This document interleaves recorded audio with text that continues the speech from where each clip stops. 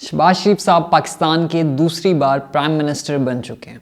और उसके अलावा जो इंटरनेशनल कम्युनिटी है, पर्टिकुलरली अमेरिका की आज बात करेंगे, क्योंकि अमेरिका के जो उनके स्टेट डिपार्टमेंट के स्पोक पर्सन है मैथ्यू मिलर साहब, उन्होंने स्टेटमेंट इशू की है कि इलेक्शन की जो इरेगुलरिटीज़ हैं उनको एड्रेस किया जाए। और इसके साथ साथ जो कांग्रेस मेंबर्स हैं, तकरीबन 31 कांग्रेस मेंबर्स ने जो बाइडन को और उनके जो सेक्रेटरी ऑफ स्टेट हैं एंथनी ब्लिंकन को लेटर लिखा है कि जब तक उन इलेक्शन की इरेगुलरिटीज़ को एड्रेस नहीं किया जाता तब तक पाकिस्तान में आने वाली गवर्नमेंट को रिकॉग्नाइज ना किया जाए। तो क्या अब पाकिस्तान की गवर्नमेंट को अमेरिका रिकॉग्नाइज नहीं करेगा? इससे पहले भी अगर हम बात करें, चाहे बांग्लादेश के इलेक्शंस हों, तो वहाँ पर भी जब इलेक्शन इरेगुलरिटीज़ हुई, जब शेख हसीना वाजिद जो हैं वो चौथी बार प्राइम मिनिस्टर वहाँ पे बनी और उनकी जो अवामी नेशनल पार्टी थी उन्होंने बाइकॉट किया, तो वहाँ पर भी अमेरिका ने इन सारे कंसर्न्स का इजहार किया। लेकिन अब सवाल यह है कि अमेरिका इन सारे कंसर्न्स का इजहार करता क्यों है? क्योंकि वो डेमोक्रेसी को प्रमोट करता है, डेमोक्रेटिक इनलार्जमेंट के ऊपर बिलीव करता है, वो इस चीज़ के ऊपर बिलीव करता है कि जो जमहूरियत है वो मैक्सिमम कंट्रीज़ में पहुँचे और मैक्सिमम कंट्रीज़ का जो पॉलिटिकल सिस्टम हो वो डेमोक्रेसी होना चाहिए। लेकिन अब सवाल यह है कि ये तो एक उनका सॉर्ट ऑफ आइडियोलॉजिकल पर्सपेक्टिव में मैंने आपको बताया कि वो इस तरह की आइडियोलॉजी को प्रमोट करता है ह्यूमन राइट्स के हवाले से, लिबर्टी के हवाले से, फ्रीडम के हवाले से। तो इस हवाले से हम देख सकते हैं कि शायद वो क्या पाकिस्तान की गवर्नमेंट को रिकॉग्नाइज नहीं करेगा। लेकिन इस पिक्चर का एक और सिनेरियो भी है कि जिसके खिलाफ ह्यूमन राइट्स वायलेशन हो रही है या फिर जिसका फ्रीडम ऑफ एक्सप्रेशन कर्ब किया जा रहा है, उसके टाइज अमेरिका के साथ किस तरह के रहे हैं। अगर हम बात करें इमरान खान साहब की, जब वो पावर में थे तो हमने देखा कि जब बाइडन पावर में आता है, उससे पहले ट्रम्प पावर में थे, तो इमरान खान के जो ट्रम्प के साथ टाइज थे वो तो बड़े ही बेहतरीन किस्म के थे। और यही रीज़न थी कि हमने देखा उन्होंने विज़िट भी किया, ट्रम्प के साथ मीटिंग भी उनकी होती है। लेकिन जब बाइडन पावर में आते हैं तो वो इवन एक फ़ोन कॉल भी नहीं करते इमरान खान साहब को।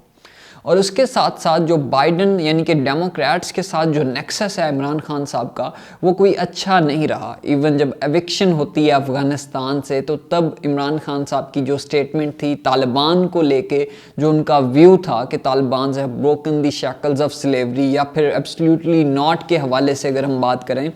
तो इतने कोई आइडियल टाइज जो हैं वो नहीं रहे इमरान खान साहब के बाइडन एडमिनिस्ट्रेशन के साथ।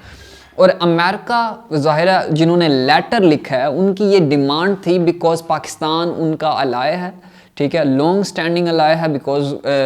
हम लोग अलाय थे अमेरिका के, जब यूएसएसआर ने इन्वेड किया था अफ़गानिस्तान को, हम लोग अलाय थे अमेरिका के जब वॉर ऑन टेरर जो है इनिशिएट होती है।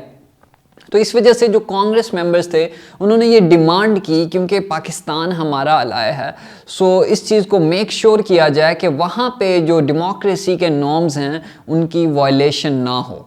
अब सवाल यह है कि पाकिस्तान से अमेरिका चाहता क्या है? हर बार जब भी अमेरिका की कुछ डिमांड्स ये होती हैं कि एक तो आपने टेररिज्म को कर्ब करना है, ठीक है, और उसके साथ साथ आपने क्या करना है, इंडिया के साथ अपने टाइज को जो हैं वो मेंटेन करना है। और आजकल जो अमेरिका है वो इस चीज़ का हम ये कह सकते हैं कि प्रोपोनेंट है कि पाकिस्तान के जो टाइज हैं वो इंडिया के साथ जो रिलेशंस हैं, ताल्लुकात हैं, वो अच्छे होने चाहिए। और उसकी रीज़न ये है क्योंकि वो कंटेन करता है चाइना को, और कंटेन करना चाहता है चाइना को, और ये भी चाहता है कि हम लोग भी उस ब्लॉक में आ जाएं। लेकिन ज़ाहिर है पाकिस्तान इस चीज़ को अफोर्ड नहीं कर सकता कि वो चाइना के अगेंस्ट खड़ा हो जाए। सो अमेरिका की जो डिमांड्स हैं वो आप इस तरीके से देख सकते हैं कि एक तो टेररिज्म को कर्ब करना, ठीक है, और दूसरा इंडिया के साथ जो हैं वो अच्छे ताल्लुकात बनाना, और उसके अलावा जो फ्रीडम ऑफ एक्सप्रेशन और वो जो चीज़ें हैं वो तो एग्जिस्ट करती ही हैं। अब ज़रा इन तीनों चीज़ों के ऊपर जब हम एनालाइज करते हैं इमरान खान साहब को, तो फिर हमें इस चीज़ का आइडिया होता है कि इमरान खान साहब के जो टाइज़ हैं, जो उनका नेक्सस था अमेरिका के साथ, जो उनके ताल्लुकात थे, वो क्यों अच्छे नहीं थे। पहला फैक्टर यहाँ पर अगर हम बात करें, टेररिज्म के हवाले से, तो जब इमरान खान साहब गवर्नमेंट में थे तो टेररिज्म जो है बढ़ना शुरू हो जाती है। ऑल्थो उसमें जो है ना इमरान खान साहब का कोई कसूर नहीं था, क्योंकि रिजीम चेंज होता है अफ़गानिस्तान में और उसके तहत अफ़गानिस्तान जो है वो हब बन जाता है दहशतगर्दी का, दहशत गर्दों की जमातों का, जिसमें टीटीपी दोबारा जो है रिसर्च होती है, उसके साथ साथ आईएसआईएस रिसर्च होती है। इवन आप चाहे यूनाइटेड नेशन की रीसेंट रिपोर्ट देखो तो जो अलकायदा है वो रिवाइव हो रही है, उसकी 8 मिलिट्री बेसिस जो हैं वो ऑपरेट कर रही हैं अफगानिस्तान में रीसेंट यूनाइटेड नेशन की रिपोर्ट के तहत। तो इवेंचुअली होता क्या है कि टेररिज्म जो है वो सर्ज करना शुरू कर देती है। उससे पहले जो टेररिज्म थी उसको अच्छा खासा कंट्रोल कर लिया था इमरान खान साहब से जो पहले वाली गवर्नमेंट थी, यानी कि PMLN की गवर्नमेंट ने। सो टेररिज्म के हवाले से जो कंसर्न था अमेरिका का वो बढ़ा, इमरान खान साहब जब पावर में थे वो कम नहीं हुआ। एक तो ये फैक्टर है कि शायद जो है अमेरिका वो कोई ऐसा स्टेप नहीं लेगा कि वो नई आने वाली गवर्नमेंट को रिकॉग्नाइज ना करे। हाँ, वो ऐसी स्टेटमेंट्स तो इशू करता रहेगा, क्योंकि ज़ाहिर आपने एक रेपुटेशनल डैमेज जो है उसको आपने सिक्योर करना है, क्योंकि आप जो है डेमोक्रेसी को, जमहूरियत को प्रमोट करने वाले हैं। तो इस वजह से आपने इस तरह की स्टेटमेंट्स तो अमेरिका आपको देता हुआ दिखाई देगा, लेकिन कोई कंक्रीट प्लान या फिर जो है इतना बड़ा स्टेप अमेरिका कभी भी नहीं लेगा कि वो पाकिस्तान की गवर्नमेंट को रिकॉग्नाइज ना करे।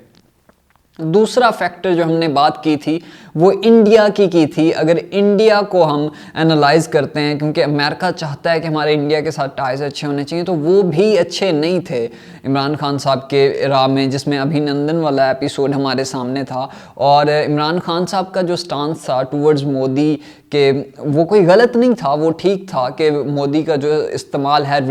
जो मोदी वो इस्तेमाल करता है रिलीजन को, जो पॉलिटिक्स में वो यूज़ करता है, उसके साथ साथ जो मेजॉरिटेरियनिज्म जो है वो प्रमोट कर रहा है। तो ऐसा कोई खान साहब का कोई स्टांस उसमें गलत नहीं था, लेकिन फिर भी अमेरिका क्योंकि उस चीज़ को सही कंसिडर नहीं करता, तो ये एक रीज़न, दूसरी रीज़न हम देख सकते हैं कि खान साहब का जो रिलेशन है, जो नेक्सस है अमेरिका के साथ, वो क्यों अच्छा नहीं है।